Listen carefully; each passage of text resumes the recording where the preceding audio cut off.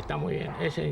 Ese mundo de él, que tiene el despacho donde trabaja con esa señora y tiene la ducha al lado, todo eso es un mundo como muy curioso. Y eso está todo. muy bien rodado. Hay un plano precioso que la puerta está medio cerrada al fondo y que ella hace un amago de entrar, que mira, que cruza, que llega hasta el sitio donde está y que se vuelve a ir corriendo, que parece que la van a coger. Eso está muy bien rodado. Ese tipo de cosas las hace muy bien Fritz-Lang. Sobre todo para él se supone que era como decía Fernando, un señor que se mete en los años 20 con un proyecto de la envergadura de Metrópolis. Para él esto es estar 7 semanas, 8 semanas metido en un plató, no tiene ningún problema. Aún así perdió mucho tiempo. Esta es una película que, acabó la productora Diana, él nunca más volvió a trabajar con John Bennett. Ni hicieron este tipo de eso porque se fue de tiempo, cosa que no le pasaba a él, que habitualmente los sobornados la rodaba a lo mejor en 6 semanas, se fueron como mes y medio de tiempo de esta película porque no la encontraban. Fíjate que yo creo que Fritz-Lang, después de Perversidad, empieza a perderse un poco en el mundo de Hollywood. Entonces no acaba de, quizá por sus propias historias personales, por su relación extraña con Wanger y Joan Bennett, etcétera. Y hay una etapa de su carrera muy titubeante, que esas películas que, por ejemplo, House by the River, que es una película que casi nadie ha visto, esta película Cloak and Dagger y tal, y intenta hacer Winchester 73, finalmente la hace Anthony Mann, por cierto, maravillosamente. Obra maestra. Afortunadamente. Maravillosamente. Probablemente también lo hubiera hecho muy bien, ¿no? Y realmente ahí hay un periodo, guerrilleros de Filipinas, hasta que vuelve a coger fuelle y hace esas películas soberbias, Deseos humanos, Los sobornados, Más allá de la duda, incluso Class by Night, Moonfleet, es decir, es una Mientras etapa, la ciudad duerme, es una etapa ya, la última etapa del de Hollywood de los años 50 es esplendorosa, ¿no? Es la mejor, junto con las primeras. Es que es curioso, solo se vive una vez. La última película es Más allá de la duda, que es una obra maestra, la última película que hacen en Hollywood. Pero luego, a mí, yo no sé, por eso decía, hay mucha gente que participa de esa opinión. Es que yo creo que El tigre de Singapur y La tumba india son maravillas. Esas son unas maravillas, volver al cine casi en estado de inocencia, ¿no? Esas películas de aventuras, eso es una joya, lo de El tigre de Singapur. Lo que pasa es que la obra de él está amplia, estás hablando de un señor, pues eso, que hace El vampiro de Düsseldorf, pero que es que antes ha hecho Los Nibelungos, y en cualquier parte acierta. Aquí el problema que tiene, yo creo, es el que tenían demasiado material y no han sabido quitar, que hay veces que hay que quitar. Es que esto es bueno, dice, pero quítalo, porque esto lo utilizaremos en otra película. Mientras que, por ejemplo, se quedaba con el puro hueso en Más allá de la duda, que la historia era prodigiosa, dice, pero la historia era esa. Un señor va a demostrar que la pena de muerte puede ser una catástrofe porque aquí están las pruebas de que se acusan a un señor y mirar estas fotografías. Sí, pero es que y luego le da la vuelta. Claro, pero esa era una sola historia. Claro, pero es una historia poderosísima. Claro, esa era una sola historia que seguía linealmente. Yo creo que aquí, en esta película, con todo los respetos y la admiración que siento por Fritz-Lang, sin duda de ninguna clase, Fritz-Lang no está fino. Fritz-Lang está un poquito vasto. Es decir, sacar a un niño que lee con un libraco en el sobaco, pues es un poquito fuerte. Es decir, ese niño es un gran lector, no sé, y desde que sale el niño va con un libro en el sobaco. No está fino, eso se dice de otra manera. No es necesario decir las cosas así. O sea, que tenía una mala temporada como todo el mundo. Sí, o que quiere decir demasiado. Porque esta película, yo no sé, el efecto que tiene es que todos le pueden encontrar, es decir, ese niño puede ser también Michael Redgrave, es decir, el Mark de pequeño, es decir, hay como una serie... Sí, yo me refiero, me refiero a la imagen. Sí, pero es que no es una imagen elegante. Claro, si a ti te habla de José Luis, de que yo soy un aficionado al rastro y la primera vez que me conoces vengo con un trastro que he comprado en el rastro y dices, joder, que tío, qué sí, pero es que el niño no solo lleva el libraco, sino que va vestido de hombrecito todo, con la corbatita, con todo.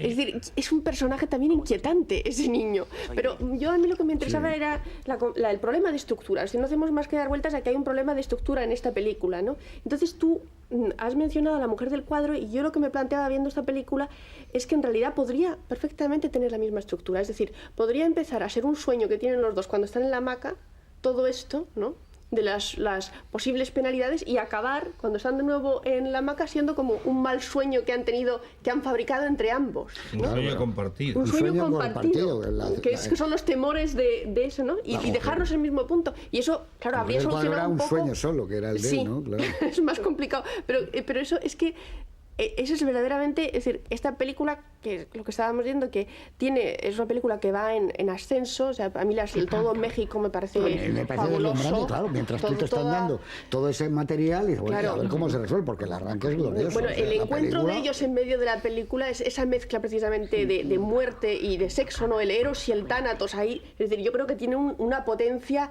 increíble y además plantea cosas muy arriesgadas para la época. O sea, vinculaciones muy muy difíciles de aceptar en ese momento de lo que es los impulsos humanos, ¿no? Y luego ya de repente pues cae en esta cosa convencional, esto como si de repente la película le hubiese dado miedo o el guión le hubiese dado miedo a Sylvia Richards o a él, y entonces hubiesen entrado ya en cosas ya más sabidas y siguiendo otras. Y entonces, por eso digo que todo es a partir de la hamaca, ¿no? Cuando hay todo una serie de tópicos, por así decirlo, de tópicos del cine y que se siguen y con personajes que parecen heredados de otras películas, como la Miss Robbie, ¿no? Hay como demasiados problemas en cada personaje. Pero yo creo que es porque a todos nos ha gustado el arranque de la película. Yo la vuelvo a ver dentro de 3 años y me vuelve a encantar. Si esta película lo que pasa es que como si la olvidaras. El argumento, al no estar tan consistente, por ejemplo, tú cuánto hace que no ves una película de estas, a lo mejor 3, 4 años, pero la vuelves a ver y te vuelve a enganchar. Y dices, hacía mucho tiempo que no veía Secreto tras la puerta y me acordaba mal de ella. Sí me acordaba de la idea que yo tenía de la película, pero me acordaba mal de ella. Y desde luego yo creo que he visto en el 99 una película muy distinta de la que vi cuando la vi por primera vez en el 70. Que, entre otras cosas porque la vi en inglés y yo no entendía nada de inglés, y claro, la voz en off estaba yo más perdido que un burro en un garaje, pero desde luego vi otra película, ¿no? Pero tampoco había hecho yo mis 11 años de psicoanálisis. Bueno, eso es una ventaja que él nos lleva, ¿no? Nos lleva una ventaja, sí.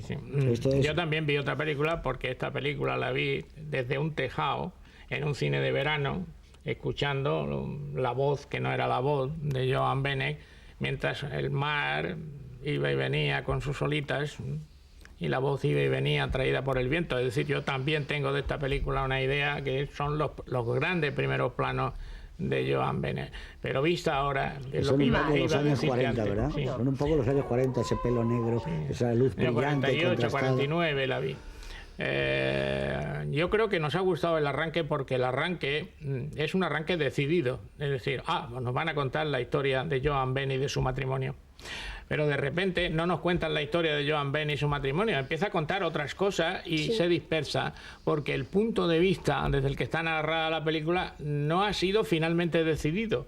Por eso, como tú decías antes, si hubiera contado la película en tercera persona, pues muy bien, en tercera persona toda la película, pero arranca con el punto de vista de Joan Bennett y después va dispersándose con sus temas y otros subtemas y otros subtemas y te pierdes en la historia y pierdes interés. Pero es que incluso planteándose la película de una forma convencional, sin ir a grandes profundidades, hay un momento en la película en que ya no hay vuelta atrás, que es cuando Michael Redgrave va a la estación y entonces le dice, no se sube usted al tren, y dice, no, me he olvidado algo, he cambiado de parecer, no sé qué dice. Entonces, evidentemente, en un planteamiento convencional, él vuelve allí a matar a la mujer y punto. Y la mata o no la mata, depende, pero de cómo se desarrollen las cosas. Pero a partir de ahí hay una serie de titubeos, de vueltas atrás, de sí pero no en el personaje de Redgrave, que eso combinado con una cierta impotencia del actor para la sutileza, ¿no? Porque pues hace que la parte final, aquel desayuno, luego vuelve a aparecer Joan Bennett, la ha matado, no la ha matado. Son demasiadas. Se parece una película de ahora, de esas que sí, es que ahora las películas policíacas son así, que cada cuarto de hora cambia de... La verdadera obsesión de Friedland, y que yo creo que es lo que buscó, a él lo que le fascinaba era que él vio Rebeca. Y había una escena en Rebeca donde la famosa señora Winter le decía a Joan Fontaine, esta era su combinación, este era su abrigo, la ropa interior, y dice Friedland, y yo veía a Rebeca. Eso no lo ha sabido hacer en esta película. Eso no le ha salido porque es muy potente lo de Rebeca. Esa secuencia que es que Fritz Lang era muy grande, pero hay que ver cómo es Rebeca, que es una de las películas más discutibles de Hitchcock en muchos aspectos, pero esa película está contada con una fuerza. Veías a Rebeca cuando le decía, yo esto creo es lo que se ponía. Algo sobre Rebeca y es que es una espléndida novela de Daphne du Maurier. Es una espléndida novela y claro, aquí no había el problema de guión que nos estamos encontrando aquí.